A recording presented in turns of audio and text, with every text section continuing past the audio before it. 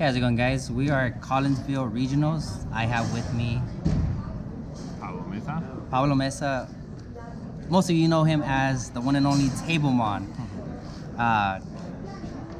What did you play this weekend? I played Pikachu. Pikachu. Yeah. Very, very good deck. Lots of them in top day 2, right? Yeah. Yeah. And where did you end up? What did you place? I placed in the top 4. Top 4. Awesome. So it must have been the deck choice of the weekend if it was so good to get you into top 4. Yep.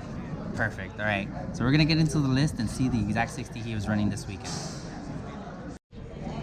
So I played Pikachu with like a Zapdos deck kind of sandwiched in between. So I ended up playing triple Jirachi, double Zapdos, and a 1/1 Jolton line. So that this helped me, like, I usually try to lead off with this part of the deck.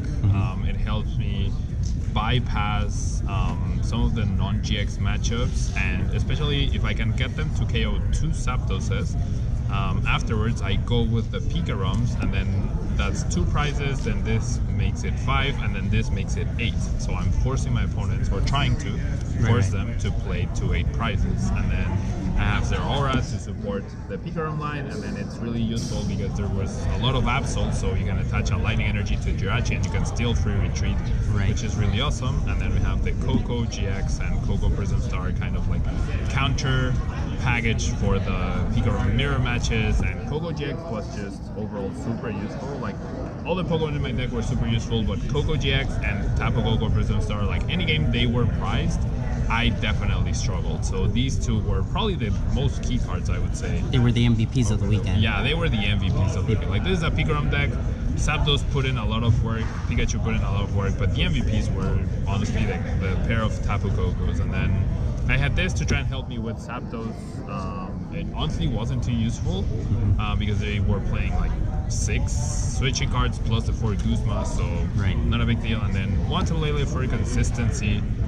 There was one game where I priced it where it did hurt me that I only ran 1. There were many times where I wish I had Marshadow to try and disrupt them, but overall I felt like that was cuttable because I did have the triple Jirachi to help me along with the Lele. Nice. Now, supporters wise, just tried to go quite a lot of consistency, triple Lily, 4 Lily, 3 Voltner, and then the Ericas. I love Ericas. Since Teemo came out, I've been trying to play 1 in every deck. It's just, it can be stronger than Lily, especially in the middle of the late game, so that's really cool. I think most of the Pikachus and Zapdos decks that did well were running the Erica, and I think that's what gave this deck the fighting edge that it needed to do well. Yeah, it's like 1 Ericas is really good. You don't want to play more, like maximum 2, because it's a really bad turn 1 supporter, but after turn 1, it's just really, really good. And then I had the 4 Guzmas to make sure I could target, so with the 4 Guzmas and the Zapdos, I was able to really pick off things like the Theros, the Alolan Grimers, Riolus, opposing Zapdoses or Jirachis, in case, all of that. So 4 Guzma is necessary. And then for Electro Power, of course, this card is completely broken. Just stacking up choice bands is really, really good. Yeah. And then 4 Ultra Ball to search for the Pokemon I need. Same for the Nest Balls. And then we have part of what you'd expect for the Zapdos deck. I have double switch and double escape rope, which can be redundant sometimes with the Zeraora, but they came in so clutch, and especially escape rope, sometimes it's just as good as a Guzma, and it's a non-supporter, so that made a big difference throughout the weekend. Awesome. 2 energy switches, so that after you Coco Prism Star, you can move the energy around. Sometimes I wish I played a 3rd, purely because there were switches you could pop off. Yeah, exactly. Just playing 2 sometimes limited me to finding it. It was difficult finding it at the right time.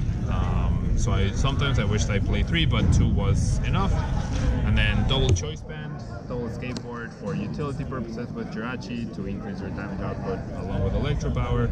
And then double stadiums to make sure that this is like playing a 12th energy, but for all of your Pokemon, which is really broken. Yeah. And Viridian Forest was super, super useful, especially to guarantee energy and to make sure that I had energy in the discard pile for Dance of the Ancients. And then finally 11 lightning energy.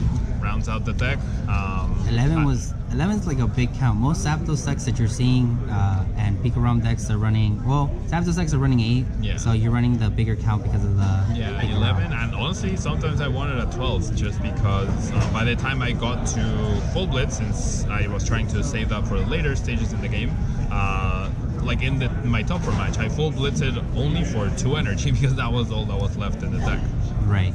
Now that you played a full tournament with this deck, any changes that you would make to it? Okay, so the Jolteon. I feel like the Jolteon GX, it's necessary. It's unfortunately necessary because of Vileplume, but if you're gonna play this at a League Cup or a League Challenge and it's best of 1, then there probably won't be Vileplume decks. So this is definitely cuttable, and I would probably make this a Force Jirachi because Jirachi is super busted, and then this would probably be either the energy you wanted. The energy switch, an extra energy, or a Cynthia, just to have a little bit more variety with the supporters. But that's the only thing I would change, honestly. Perhaps the Absol I would consider changing as well, because it never was useful. It never was useful, yeah. And usually, like, if you're playing against, like, Zoroark or anything, it gets shut off with Muck. Some Balloon players were running Muck as well, which was like, what? But it worked. It made sense. So yeah, all right. So there's the 60 that he played this weekend. All right, so that was the list right there, guys. Going into day 1 with this deck, how did you feel? I was pretty confident. I knew I wanted to play something that had Jirachi in it because Jirachi is really, really good. So I felt pretty confident. I practiced a lot, both on stream and with my friends. So I felt pretty confident that as long as I avoided perhaps the fighting decks, I'd be fine. And that's what I did on day 1. I played against just one fighting deck, and I beat them. Just dodging and weaving. So it was fine.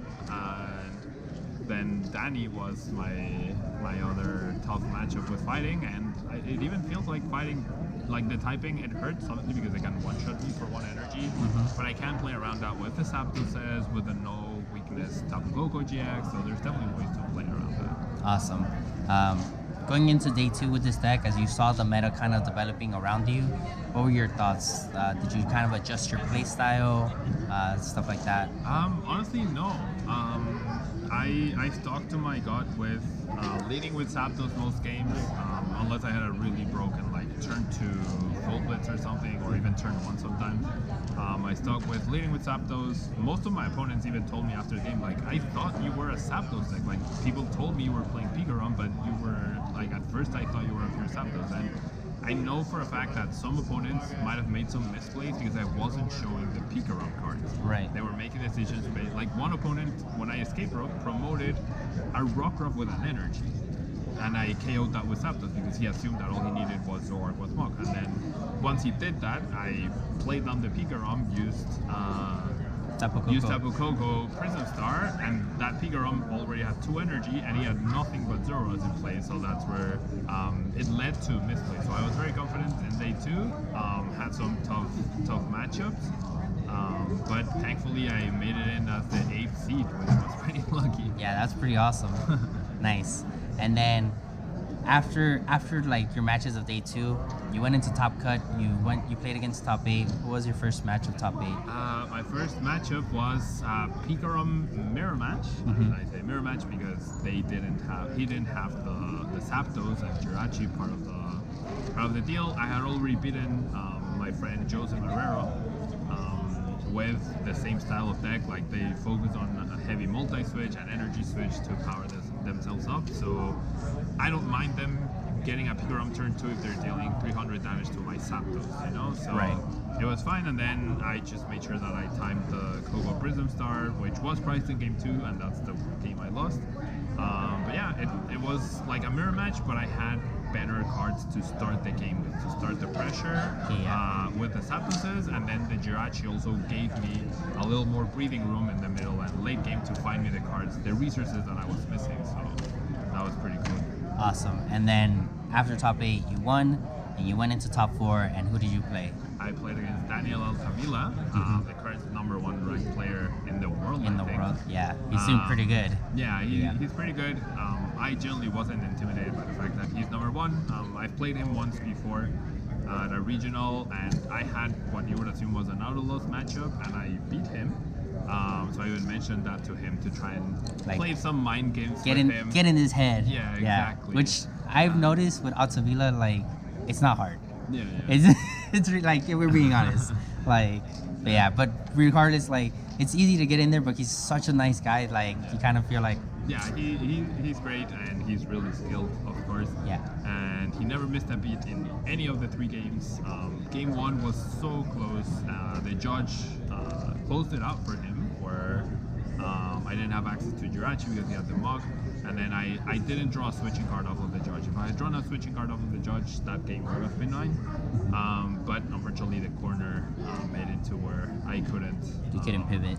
I couldn't pivot exactly. I might have made a mistake by benching an extra Jirachi, but he had triple Zork and his deck was so thin that he probably had access to the choice band.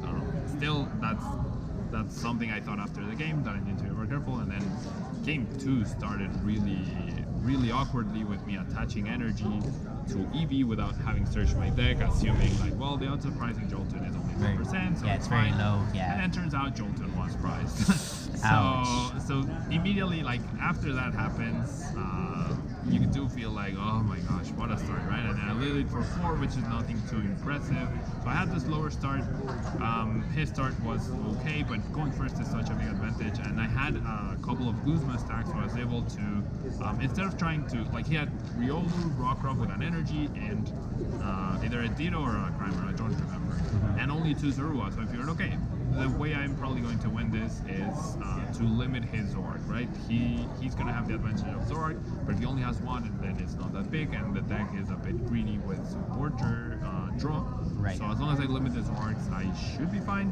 And that's what I went for, and somehow, like with good top decks and good targeting from my part, I was able to take that game. So it felt weird that I felt like game 1 I was very favored to winning, and I didn't. And then game 2 I was probably very unfavored, and then I ended up winning. Yeah. And then game 3 I start with my EV, my Jolton in my hand, triple Electro Power, and a bunch of other useless stuff. So I had to quick draw, I flip heads, but then he obviously has the turn 2 KO. Jesus. Well, you still had a good run. You did end up getting top 4, which is amazing. Not everyone can say I top 4 at Collinsville. There's only 2 of you that can say that. Yeah. But yeah. So yeah. Well, that's gonna wrap it up for this video. Thank you so much for being on the channel. Thank you. It was for a pleasure. having me. It's a pleasure to have you, guys. If you guys want to see a really good Pikarom Zapdos list, this is where it is. Make sure to check it out. Make sure to share it with anybody that wants to build this deck. As you guys already heard, it's a good deck. If you're playing it at a cup, just cut the Jolteon and the EV. It'll help you. I'll let you know there's Vileplume, then keep the EV and the Jolteon, and don't price them. And don't prize them. Yes, make sure you put them in your deck. But yeah, and that's gonna wrap it up for this video. Any shout outs? I mean, follow me on TableMon if you haven't yet. Shout out to ARG thank you for sponsoring me. Shout out to Ultimate Card as well.